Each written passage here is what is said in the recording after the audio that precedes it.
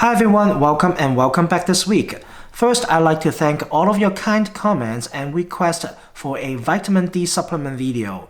Now this video is very high on my video making list. I'll be sure to honor your request very soon. I'm quite sure many of us are quite ready to put the pandemic behind us, but the virus does not appear to be leaving us anytime soon. So strengthening our immunity is more important than ever to prevent future infection. And being old is not necessarily the most significant risk factor for severe infections and death. And I'm a firm believer that we are what we eat.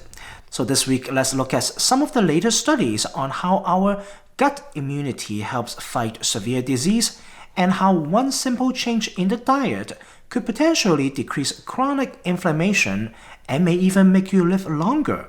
So let's find out. Let's first look at the gut immune system.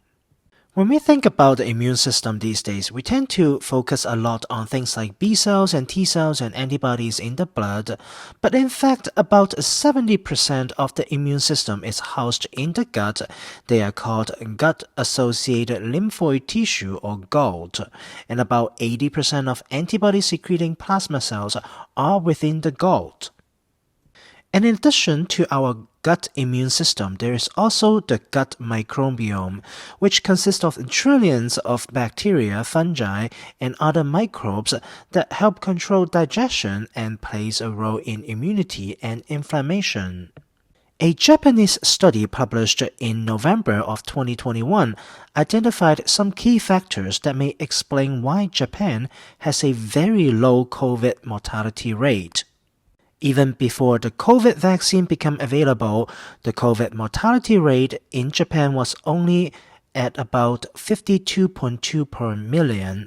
Now Canada was tenfold higher, and both the UK and the US had a 30-fold higher COVID mortality rate at the time. Japan's COVID death rate was so low despite almost 1 in 3 people in Japan being over the age of 65 and so at greater risk of severe COVID. Even more recently, Japan has still managed to have the lowest case fatality ratio at about 0.5%, or about 159 deaths per 1 million. So what has kept the death rate there so low? The study proposed that the risk of people dying of COVID in Japan is related to the microbes present in their gut. This isn't the first study linking gut microbes to COVID severity. A study from Hong Kong researchers also reported how gut microbe compositions reflect disease severity and dysfunctional immune responses in COVID patients. The question is that are people's gut microbe in Japan really so different from those in other countries? The answer is yes, they are. Now, other than the food we eat and our genes, a study has shown that where we live is one of the major factors affecting microbes in our gut. Another study also showed severe COVID illness was associated with a higher number of certain bacteria species and loss of gut barrier function. It is not surprising that gut microbes played a crucial role in immunity and inflammation. Now the question is, what makes this Japanese study so different? The author of the article says a higher number of a specific type of bacteria called Colinceller has a protective benefit from severe COVID. Now this finding was a little bit unusual. It is unusual because a previous different studies showed people from the US and UK eating a diet low in vegetables had a higher number of Colinceller and higher levels of inflammation. But the Japanese investigators also find that people are better protected from severe COVID also had a higher level of substance called ursodeoxycholate in their bodies. It is also known as the secondary bile acid. Now, primary bile acids are produced in our liver and are used by the body to break down the fats we eat. Gut bacteria can transform the primary bile acid into secondary bile acid, such as ursodeoxycholate.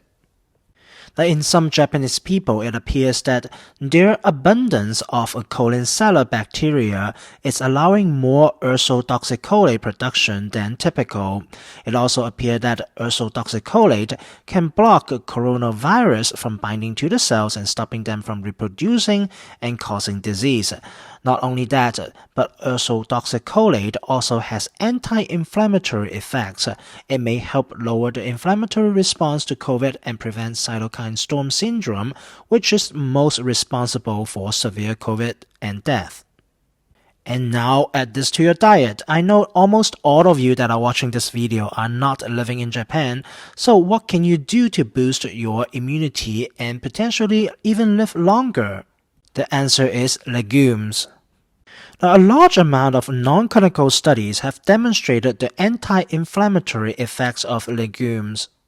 Even back in 2004, legumes have already been shown to be the most important dietary predictor of longevity across the different cultures.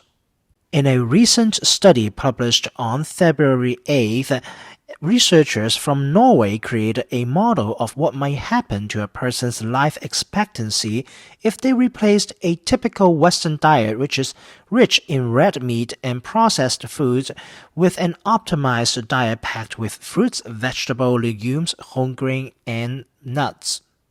The researchers built the model using data from the Global Burden of Disease Study, a database that tracks different causes of death, disease, injuries, and risk factors in 204 countries and regions. Now, according to a study, men and women who begin eating optimally at age 20 could increase life expectancy by 13 and 10 years respectively.